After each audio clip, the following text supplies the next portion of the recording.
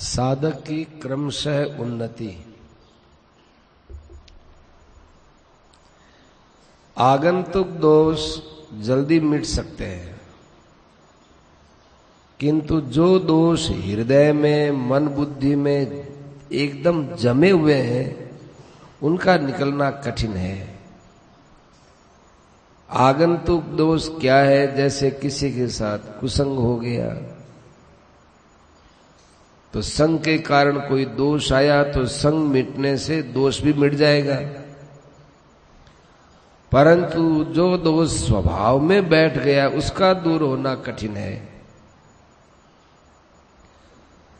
प्रारंभ में मनुष्य परमात्मा की प्राप्ति में लगता है तो इतना समझकर लगता है कि ये बातें बड़ी अच्छी है, इतना ही समझता है, अपने लिए लाभप्रद है, कल्याणकारक है। जिस प्रकार कुसंग है, इसी प्रकार ये सत्संग है। यानी अच्छे पुरुष, साधक या शास्त्र के संग से ये काम प्रारंभ होता है। और पूर्व के यदि कोई संस्कार हो तो वे जागृत हो जाते हैं, वे सहायता करने लगते हैं। इसलिए सत्संग की महिमा है। बिनु सत्संग न हरि कथा, तही बिन मोहन भाग, मोह गए बिनु राम पद, होई न दृढ़ अनुराग। सत्पुरुषों के संग के बिना मोह अज्ञान दूर नहीं होता। जैसे बिना सूर्य के उदय हुए अंधकार का दूर होना कठिन है, उसी प्रकार सत्संग के बिना अज्ञान दूर होना कठिन है।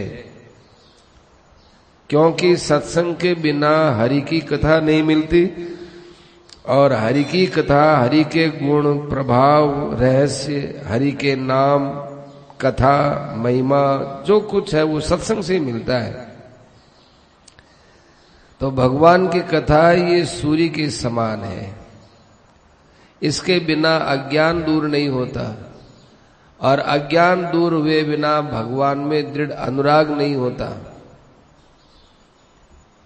मामूली प्रेम तो भले ही हो जाए, दृढ़ प्रेम नहीं होता। संसार में प्रेम और आसक्ति में अज्ञान हेतु है। हरि है तो सब जगह, पर प्रेम के बिना नहीं मिलते। भगवान शंकर ने देवताओं की सभा में साफ कह दिया, हरि व्यापक सर्वत्र समाना, प्रेम ते प्रकट होई में जाना। शिव जी नहीं जानेंगे तो कौन जानेगा? प्रारंभ में सत्संग अच्छे काम में लगाने का साधन बनता है। सत्संग की बातें सुनने पर जितने बुरे काम, बुरे आचरण, बुरा वातावरण है, ये बुरे मालूम देते हैं। ये पहली स्टेज है। पहली बात क्या है कि जो बुराई है उसको हम बुरा मानने लगते हैं। हाँ, ये बुरा है, ये चीज बुरी है, ये आदत बुरी है, स्वभाव बुरा है। फिर थोड़ा और आगे बढ़ते हैं तो जितनी बुराई अपने स्वभाव में, आचरण में होती है, वो सुहाती नहीं है। ये दूसरी स्टेज है। तुलसी हरि की भक्ति में ये पांचों न सुहात, विषय भोग, निद्रा, हंसी, जगत प्रीति और बहुबात। मनुष्य जब भगवान की भक्ति में लगता है तो उसके हृदय में जब भक्ति के संस्कार जागृत होते हैं तो पांचों बातें उसको अच्छी नहीं लगती। संसार के विषय भोग अच्छे नहीं लगते, निद्रा है वो भी अच्छी नहीं लगती, हंसी मजाक करना है, संसार में ज्यादा प्रीति करना है, ज्यादा लोगों से बोलना है, उससे घृणा सी होने लगती है। ये बातें अच्छी नहीं लगती। पहले तो दूसरे लोगों में बुरी आदतों को देखता था तो उनसे घृणा होती थी, अच्छी नहीं लगती थी। सत्संग के बाद वो अपने में मालूम देने लगती है।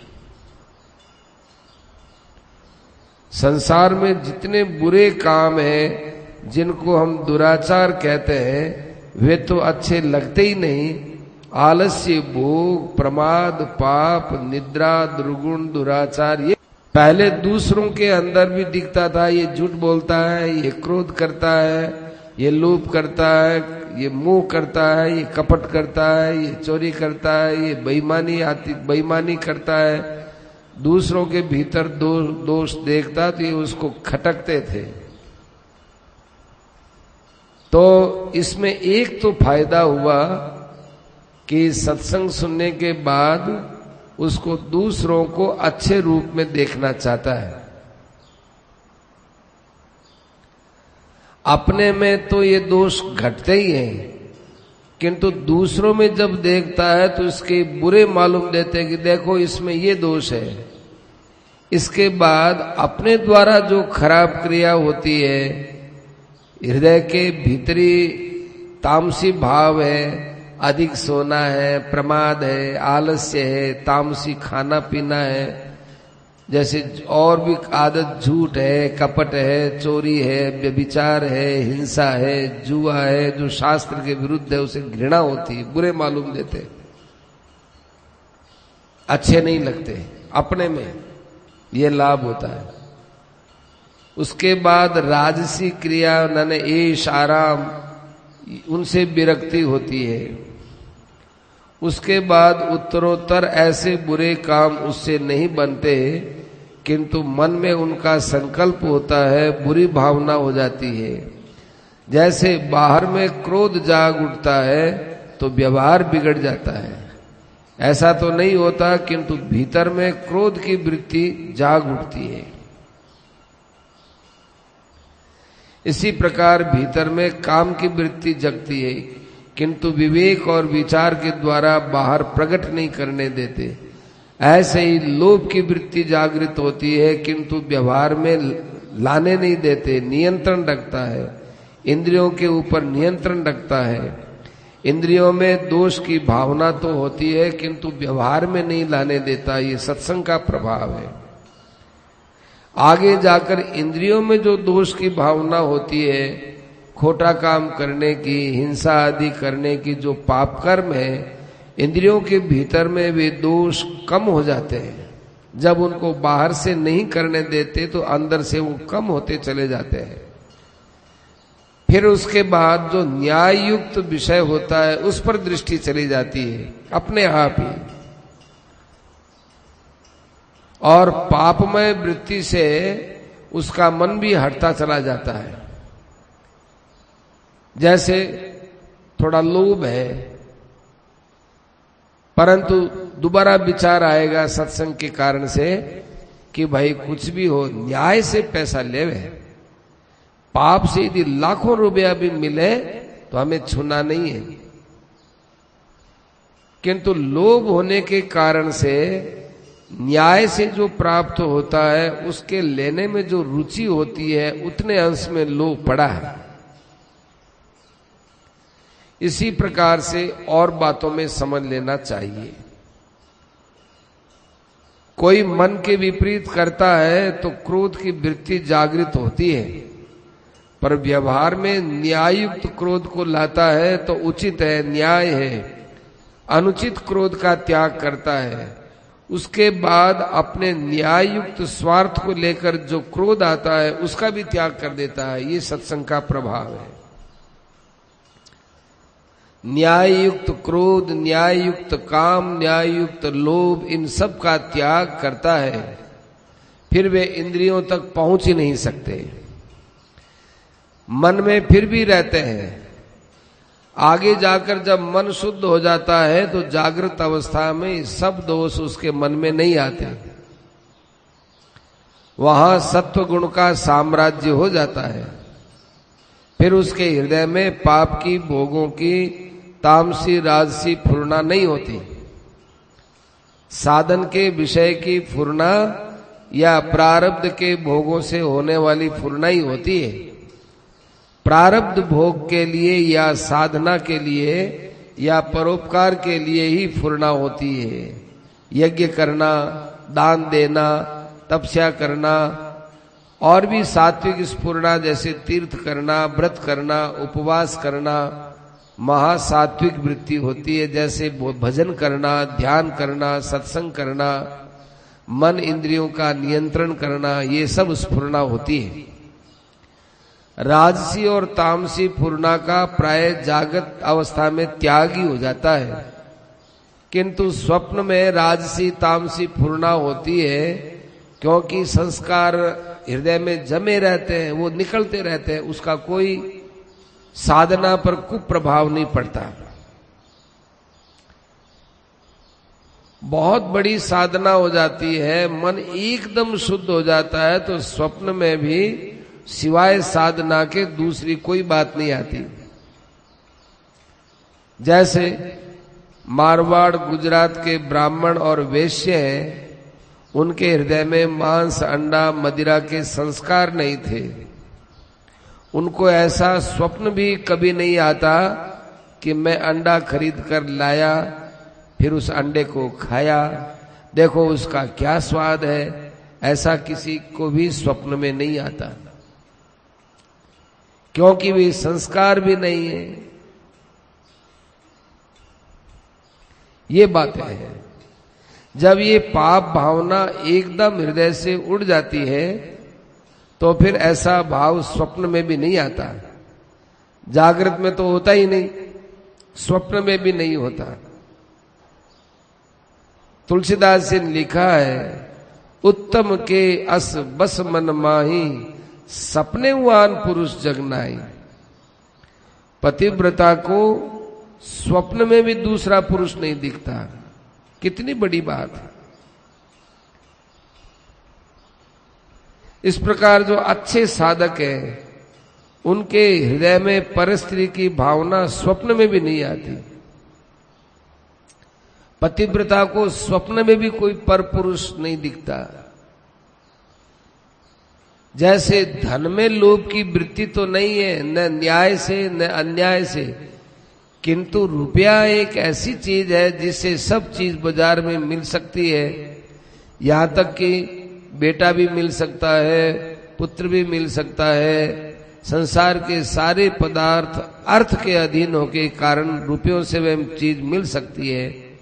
यदि अर्थ के प्रति बुद्धि के अंदर आदर है, तो परमात्मा की प्राप्ति में विलंब है।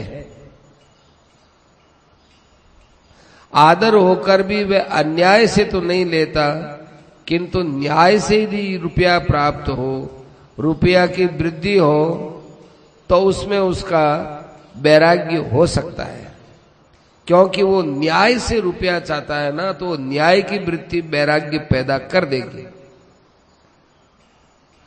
अर्थ की सत्ता होते हुए भी उसमें उसका वैराग्य हो जाएगा, और भी भोगों से वैराग्य हो जाएगा।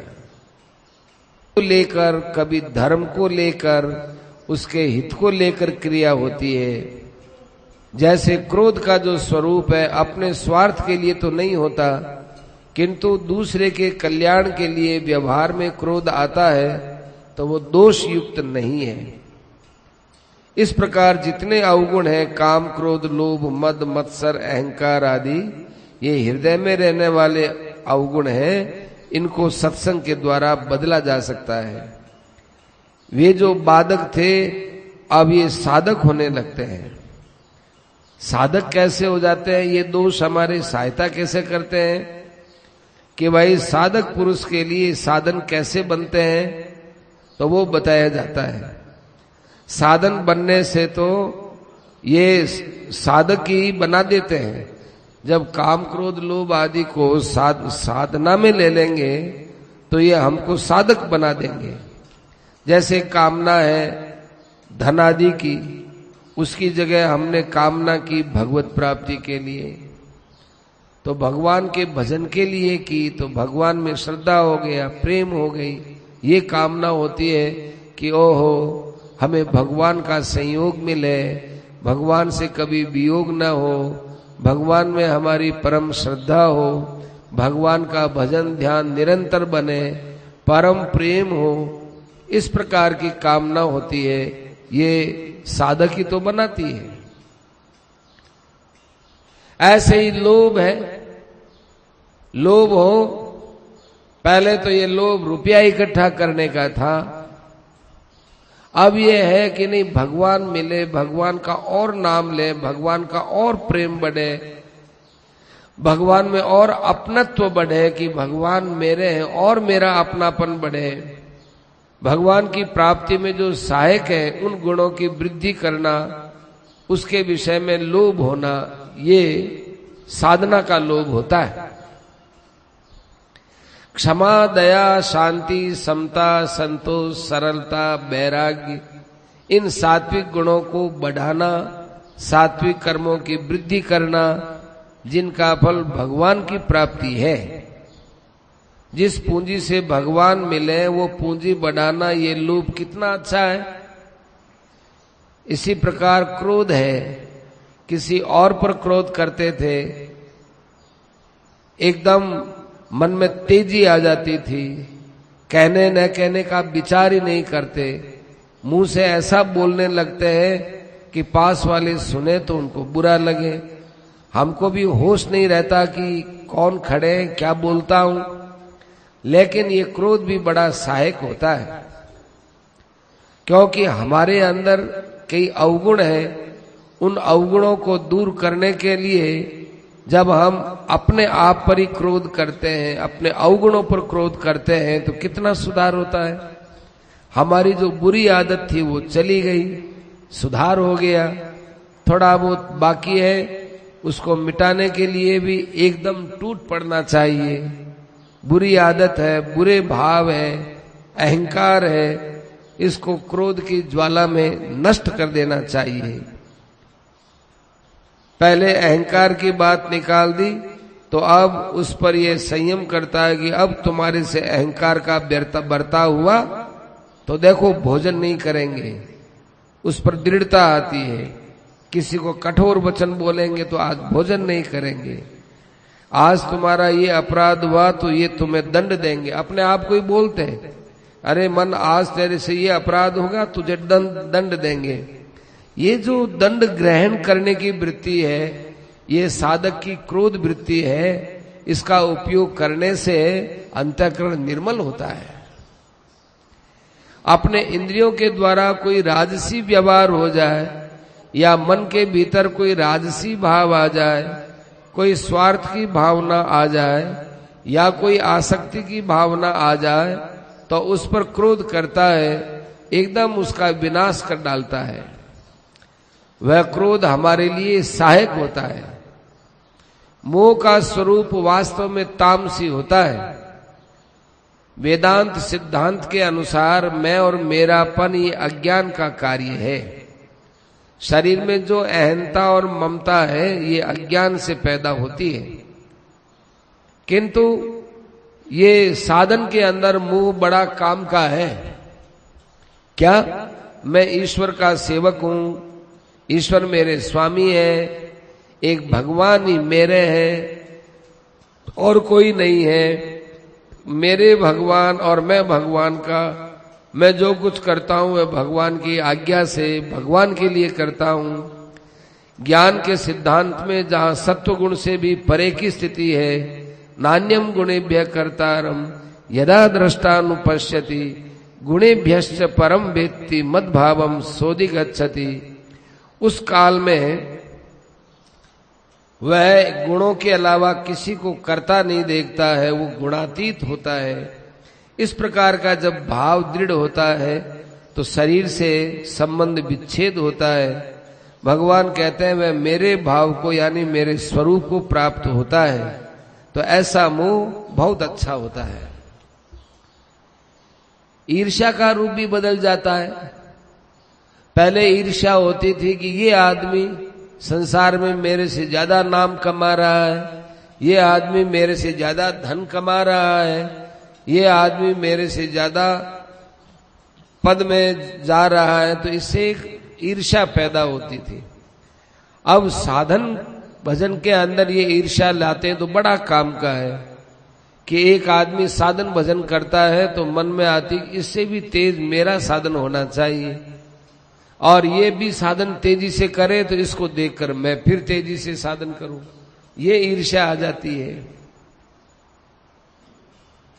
जैसे विष्णुदत्त ब्राह्मण के साथ राजा चोल ने होड़ लगाई कि यदि ईश्वर में तुम्हारी अधिक भक्ति होगी, अधिक प्रेम होगा तो भगवान तुम्हें पहले मिलेंगे, और मेरी होगी तो मुझे पहले मिलेंगे, आओ अपन दोनों इस काम में लग जाएं।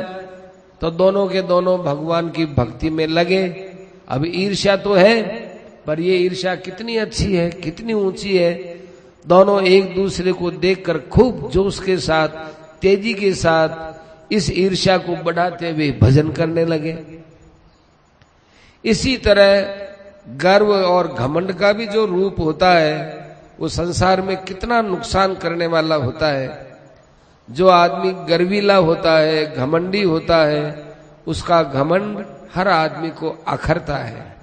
परंतु जब ये गर्व घमंड साधन में ले आता है तो सबको अच्छा लगता है। ये गर्व भी सहायक होता है। काम, क्रोध, लोभ, मोह, मद, मात्सर्य आदि जितने अवगुण हैं सबका परिवर्तन हो जाता है, सब बाधक हो जाए, ये सब बाधक थे सहायक हो जाते हैं। जब बुद्धि में व्यसन का अत्यंत अभाव हो जाता है तब उसी काल में परमात्मा की प्राप्ति हो जाती है। 1 मिनट का भी विलंब नहीं हो सकता। परमात्मा की प्राप्ति होने के बाद उनके मन, बुद्धि और इंद्रियों में सात्विक, राजस और तामसी जितने अवगुण मैंने बताए वो रहते ही नहीं है। इसलिए ये हमारी जितनी वृत्तियां हैं ये हमारे सहायता करने वाली हो जाती है, काम, क्रोध, लोभ आदि। विरक्त महापुरुष होते हैं वो तो सब प्रकार की वृत्तियों से उपराम हो जाते हैं। प्रकाशंच प्रवृत्तिंच मोहमेव च पांडव न द्वेष्टि संप्रवृत्तानि न निवृत्तानि कांक्षति। प्रकाश तो सत्वगुण का कार्य है। मन, बुद्धि, इंद्रियों में जो जागृति है, प्रकाश है। बुद्धि में जो ज्ञान का बाहुल्य है वो बुद्धि का प्रकाश है। इंद्रियों में जो हरेक कार्यों के विषय में जानकारी है, शब्द, स्पर्श, रूप, रस, गंध आदि विषय है, वे इंद्रियों में प्रकाश है। देह में आलस्य का अभाव होकर जो जागृति वो देह का प्रकाश है। मन, बुद्धि, इंद्रियों में जो चेतना है, जागृति है, वो सत्वगुण का कार्य है। मन में किसी काम को करने की वृत्ति पैदा होती है उसका नाम प्रवृत्ति है। इंद्रियों के द्वारा जो काम करने की किया जाए वो प्रवृत्ति है। वह इंद्रियों के विषयों की प्रवृत्ति और फिर उसमें जो प्रवृत्त होता है, काम में लगता है, वो क्रिया और स्थूल प्रवृत्ति। तो ज्ञानी महात्मा इन सब से ऊपर उठ जाते हैं। लोभ है, रुपयों में आसक्ति है, ये सब बातें नष्ट हो जाती हैं। उसकी भी चेष्टा ज्ञानियों की तरह होती है। ये दोष ही है, फिर उनके द्वारा चेष्टा मात्र ज्ञानी की तरह होती है। सदृशम चेष्टते स्वस्याः। ज्ञानवान के हृदय में अवश्यम भावी प्रारब्ध भोगने के लिए क्रिया तो होती है, मन में स्फुरना होती है, परंतु ये केवल स्फुरना होकर के ही रह जाती है, कोई दोषी नहीं है। इसी प्रकार तामसी मोह, मन, मोह है माने मन, इंद्रिया और बुद्धि का मोहित होना, कुछ पता नहीं चलना, ये भी ज्ञानी महात्मा के लिए कोई बंधन करने वाली बात नहीं है। अज्ञान और मोह दोनों को अलग अलग कहा जाता है। कहीं तो मोह को निद्रा आलस्य के नाम से कहते हैं, कहीं मोह शब्द नहीं आता, निद्रा आलस्य प्रमादोत्थम।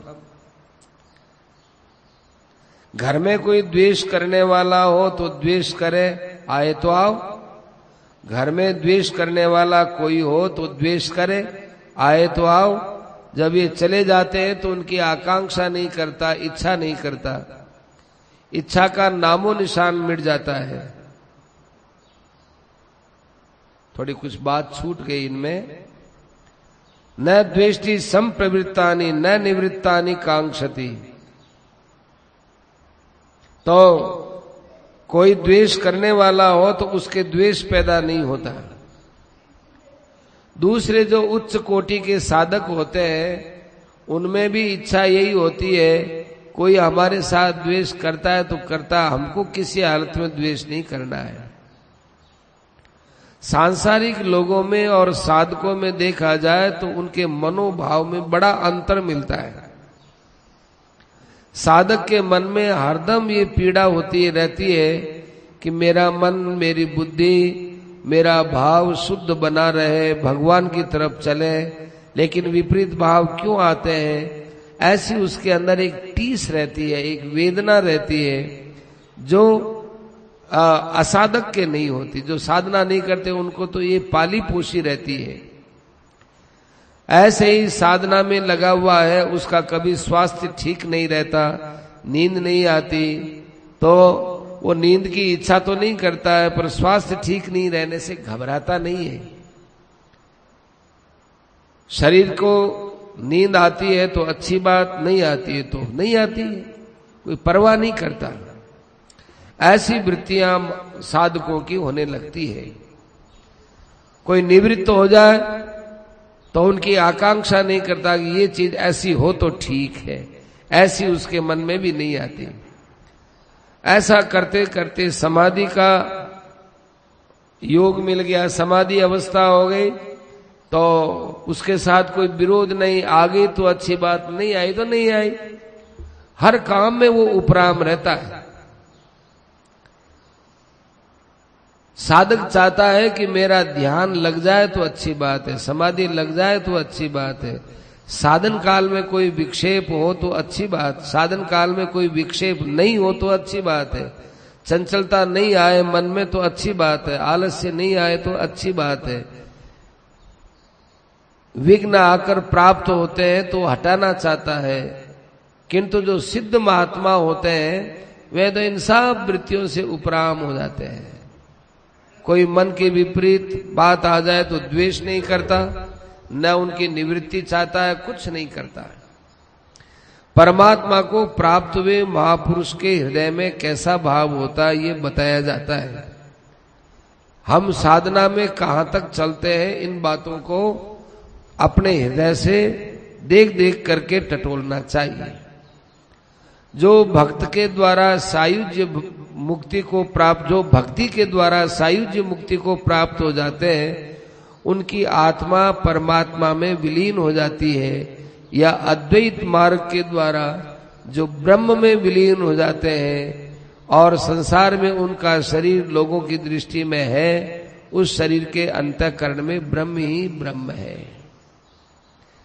गुणातीत पुरुष को लक्ष्य में रखकर उसकी बात कह रहा हूं।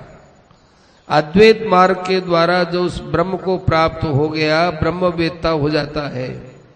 ज्ञान के सिद्धांत के अनुसार साधक ब्रह्म ही बन गया। ब्रह्म बनने के बाद उसकी जो सिद्धावस्था है, उस सिद्धावस्था में जो अंतःकरण है उसकी बात कहता हूं। उसके अंतःकरण में संसार का अत्यंत अभाव है ही नहीं, और उसके हृदय में परमात्मा का एकदम प्रत्यक्ष भाव है।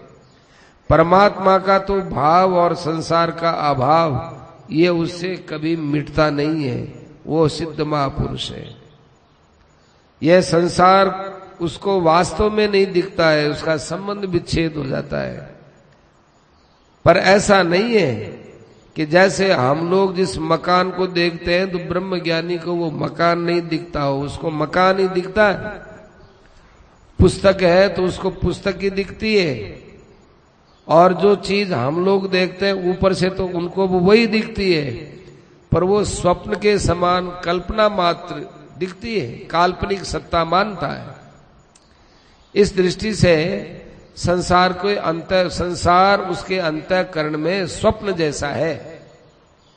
जैसे किसी के आंखों में कोई दोष आ गया, जाले से दिखते हैं, और एक आकृति दो दिखती है, परंतु मन में समझता है कि ये नेत्र का दोष है। ये देखें, अब आप सब दो दिखते हैं, पर मन में समझते हैं कि दो नहीं है। ऐसे ही ज्ञानी महात्मा देखता ही आकृति मात्र है, वास्तव में नहीं है। देखते हुए भी उसको अभाव के रूप में देखता है, उसका अभाव ही समझता है। उस वस्तु का न तो उसके दिल के ऊपर रागात्मक असर पड़ता है, न द्वेषात्मक असर पड़ता है। किसी ने अपमान कर दिया तो देखा ये है ही नहीं, अपमान है ही नहीं। किसी ने बहुत बड़ा सम्मान कर दिया तो उसके ऊपर असर नहीं पड़ता। ऐसे उसके अंदर भाव रहते हैं। अंतःकरण की वृत्तियां तीन है, मन, बुद्धि और अहंकार। यह अहंकार आत्माभिमान, कर्ता का अभिमान, देहाभिमान, अनित्य पदार्थों में निहित बुद्धि, ये सब अविद्याएं हैं। विद्या, अविद्या तथा उनके सब कार्य सब नष्ट हो जाते हैं ज्ञानी महात्मा के लिए। ये अहंकार नहीं रहते, मन रहता है, बुद्धि रहती है, परंतु अंतःकरण की एक वृत्तिगत तो अहंकार रहता है, लेकिन प्रतिबंधक अहंकार नहीं होता। देखो, अहंकार भी दो प्रकार का है। एक तो वो अहंकार जो अपने किसी योग्यता को, शरीर आदि को लेकर होता है, वो होता है कल्याण में बाधा देने वाला प्रतिबंधक अहंकार। एक अहंकार है व्यवहार के लिए कि मैं गया, मैं भाया, मैं बोला, तो बोलने के लिए अहंकार होता है। तो उसमें कर्ता का संबंध नहीं होने के कारण से नाम मात्र का है। बुद्धि भी नाम मात्र की है, मन भी नाम मात्र का है। जैसे और क्रिया होती है ऐसे मन की क्रिया होती है, कोई विशेष बात नहीं है। जैसे गैस बत्ती पेट्रोमैक्स है, उसमें रेशम की जाली जल जाती है, जलने के बाद जब तक टंकी में तेल रहता है तब तक वो प्रकाश देती रहती है। तेल उसकी आकृति है, छू करके देखो, राख की आकृति है, जली हुई है, उसमें कोई दम नहीं है। इसी प्रकार से ज्ञानी महात्मा के मन, बुद्धि, अहंकार भस्म की तरह वे हैं, भुने हुए बीज की तरह से हैं। जैसे गेहूं है, चना है, इनको भूंज लो, दिखने में तो गेहूं चना ही है, परंतु वो बीज खेती के काम नहीं आते। खाने से तो रिष्ट पुष्टि प्रदान करते हैं, पर बोने से अन्न पैदा नहीं होता।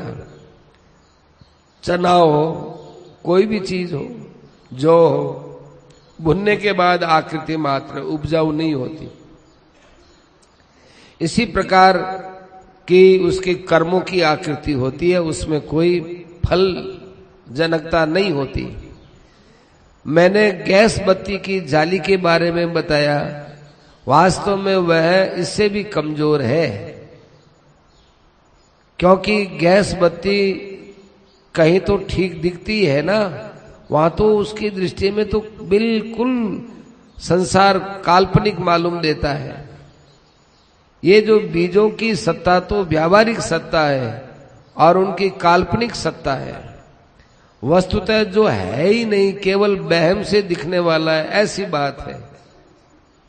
जैसे मरुभूमि में जल दिखता है पर नहीं है, आकाश में तिरवरे दिखते हैं किंतु तिरविरे नहीं है। तिरविरे गए हुए, तिरविरे आकाश में तिरविरा गए हुए।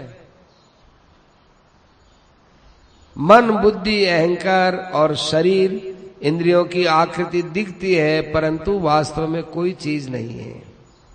अंतःकरण में जो ये सब चीज दिखती है, इंद्रियों में जो चीज दिखती है, इंद्रियां भी द्वार है, मन, बुद्धि, अहंकार भी द्वार है।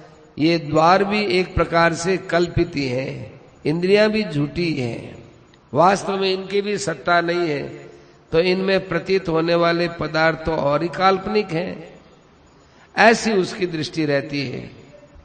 स्वप्न में जो दृश्य देखा, जागने के बाद उस दृश्य का काल भूतकाल हो जाता है। तो जो काल है वह वर्तमान काल ही रहता है, इसलिए स्वप्नवत कहा जाता है, स्वप्न नहीं स्वप्नवत। दूसरी चीज यह है कि परमात्मा का स्वरूप सच्चिदानंद ब्रह्म स्वरूप है, उसका स्वरूप विज्ञान आनंद है, सब जगह एकदम प्रत्यक्ष की तरह, प्रत्यक्ष ही प्रत्यक्ष है। प्रत्यक्ष की तरह क्यों कहते हैं कि जैसे स्वप्नवत कहा, ऐसे प्रत्यक्ष की तरह कहा। उसका अंतःकरण शुद्ध दर्पण है। शुद्ध दर्पण में हर एक चीज का प्रतिबिंब आता है। यहाँ ब्रह्म का जो सच्चिदानंद घन स्वरूप है, वह स्वरूप उसमें प्रतिबिंबित होता है। जैसे किसी दर्पण में चंद्रमा का प्रतिबिंब आता हो तो उसको हम ये कह सकते हैं कि चंद्रमा के सदृश है। चंद्रमा का प्रतिबिंब चंद्रमा के सदृश ही होता है, पर ये नहीं कह सकते कि ये दिखने वाला सच्चा चंद्रमा है। वह तो बिंब के रूप में है, सच्चा चंद्रमा कैसे कह सकते हैं। इसी प्रकार असली ब्रह्म का स्वरूप उसमें प्रतिबिंब के रूप में आता है। समझाने के लिए हम कहते हैं, किंतु चेतन परमात्मा का किसी जड़ दर्पण में प्रतिबिंब नहीं पड़ सकता। वास्तव में अंतःकरण तो जड़ है, परमात्मा चेतन है। यह प्रतिबिंब साफ प्रतीत होता है, ये बात तो केवल कहने की होती है, अनुभव में और क्या कहे, अनुभव कहा नहीं जा सकता है। महापुरुषों की वाणी के द्वारा उनका वर्णन करते हैं। वेदों में जितनी व्याख्या है, चाहे वो ब्रह्मा जी के वचन हो, चाहे किसी बहुत बड़े ऋषि के वचन हो, और तो और चाहे स्वयं भगवान के वचन क्यों न हो, भगवान भी तो वाणी के द्वारा ही कहते हैं ना कि परमात्मा सत है, चेतन है, आनंद है, सच्चित से परे भी है, सत असत भी वही है, सत असत नहीं भी है। तो वो भी वाणी के द्वारा ही कहते हैं। अब वाणी के द्वारा जो कुछ कहा जाता है वो केवल लक्ष्य कराने तक ही है, चाहे कोई कहो। परमात्मा सम अनंत शांतिमय है। इन शब्दों के द्वारा तो केवल लक्ष्य कराया जाता है।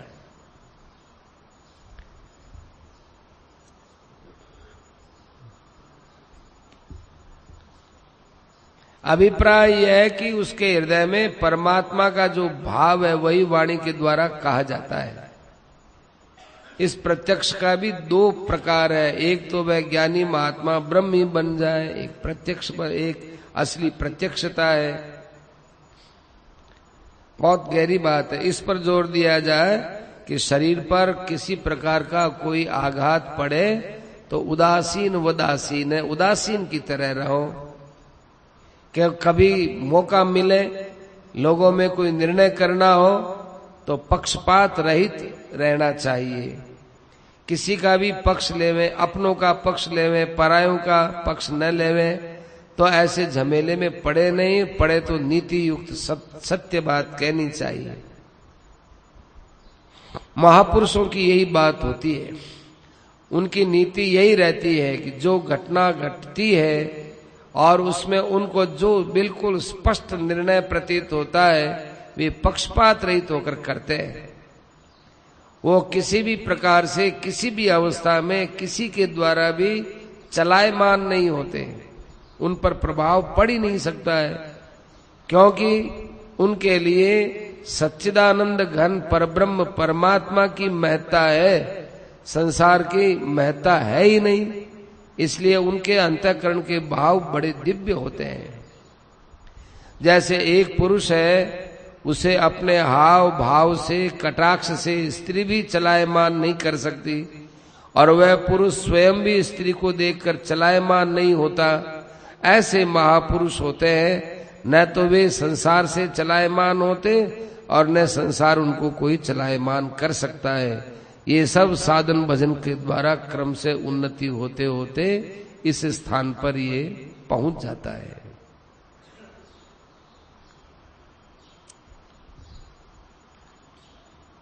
इसको यूं भी बताते हैं, थोड़ा सा और है। मारवाड़ में एक बनिया था, वो एक बार अकाल पड़ गया तो पंजाब चला गया। पंजाब में उसका एक मित्र था, वो किसान था, वो खेती करता था। बनिए ने देखा खेत में गेहूं चना जो बहुत धन धान लहरा रहे हैं। खेत को देखकर बनिया बहुत प्रसन्न हुआ। बनिए ने किसान मित्र से पूछा, खेत में क्या लगता है? उसने कहा गेहूं चना जो आदि लगे।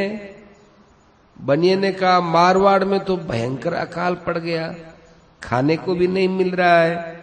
मैं तो मेरी स्त्री बाल बच्चे सहित तुम्हारे पास आ गया हूं, तुम हमारी सहायता करो। किसान मित्र ने बनिए को सलाह दी कि भाई तुम भी मेरी तरह खेती करो। तो बनिए ने कहा कि मुझे तो खेती करनी नहीं आती, मैंने तो कभी खेती की नहीं। किसान मित्र ने सलाह दी कि मैं कहता रहूं वैसा तुम करते रहो। तो कहा कि तुम्हारे पास कितना रुपया है? बनिए ने कहा मेरे पास 1000 रुपया है और ये 1000 रुपया मैं तुमको देता हूं कि मेरे पास यही पूंजी है, अब तुम कहो वैसा हम करेंगे, तुम्हारी बात को हम टालेंगे नहीं। तो उसने 1000 रुपया दे दिया। किसान मित्र ने 200 बीघा जमीन लेकर के खेती करना प्रारंभ किया और हल जोतकर बोने में 100 रुपया लग गया। 400 रुपया हल जोतने वाले की मजदूरी को दे दिया। इस प्रकार 500 रुपये लग गए, बाकी 500 रुपये बनिए को वापस दे दिए। जब तक खेती तैयार न हो जाए तब तक तुमको भी तो खाने को चाहिए, ये रुपया तुम्हारे पास रखो। अब बनिया तो कुछ जानता नहीं था खेती के बारे में। अब जब वो खेती होने लगी, अनाज सब खेत के अंदर डाल दिया, तो बनिए के मन में बड़ी घबराहट हुई कि थोड़ा बहुत अनाज था ये भी चला गया।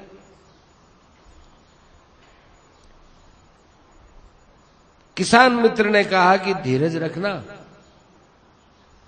जब तक खेती तैयार नहीं हो जाए तब तक तुमको इन पैसों से ही काम चलाना है।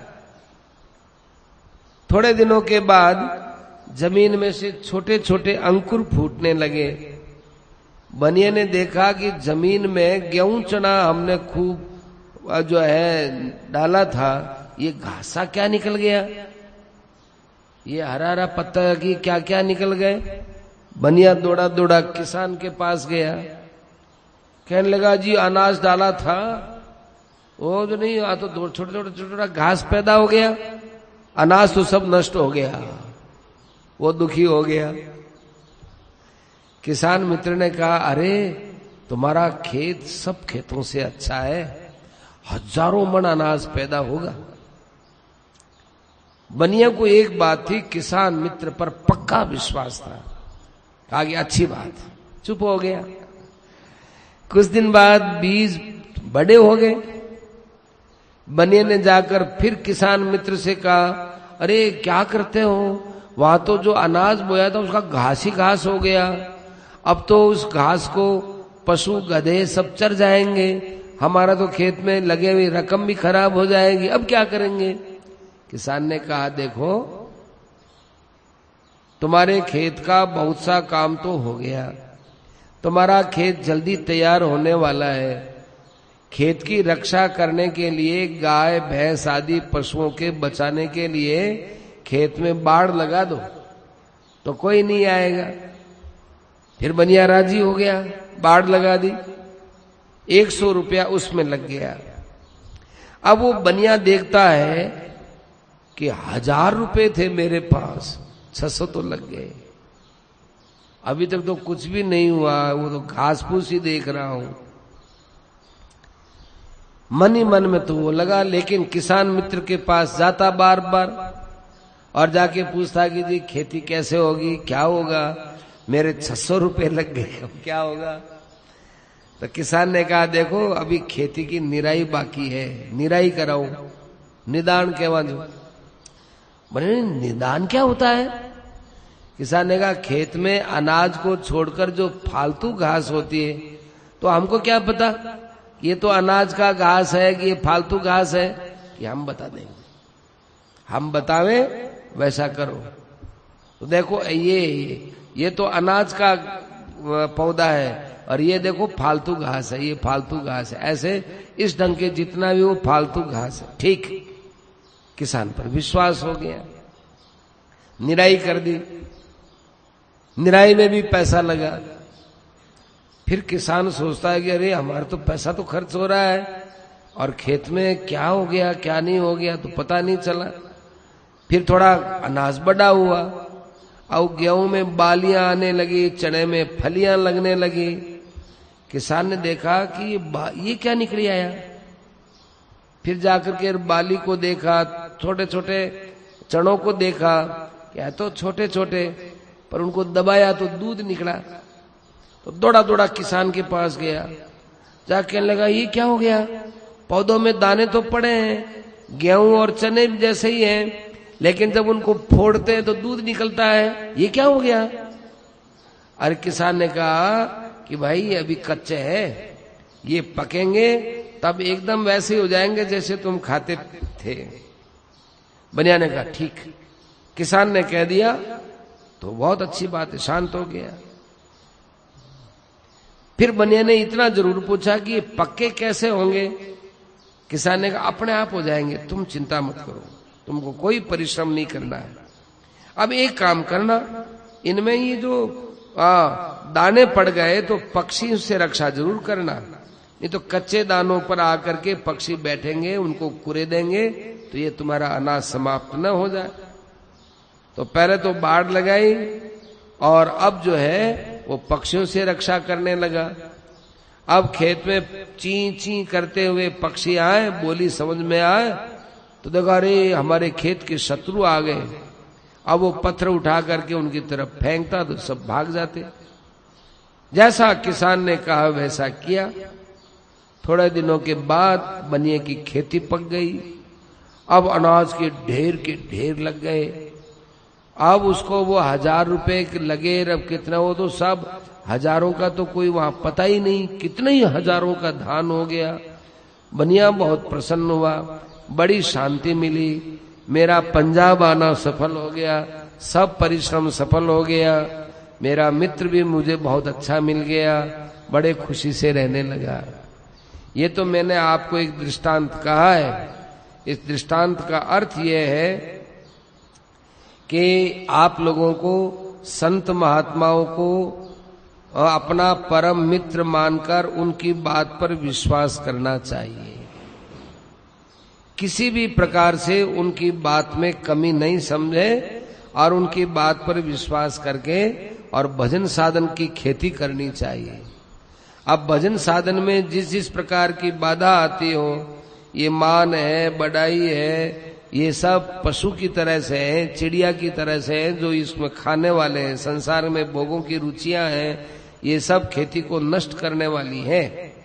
इसलिए महात्माओं से पूछ पूछ करके साधन भजन करते हुए आगे बढ़ते रहना चाहिए।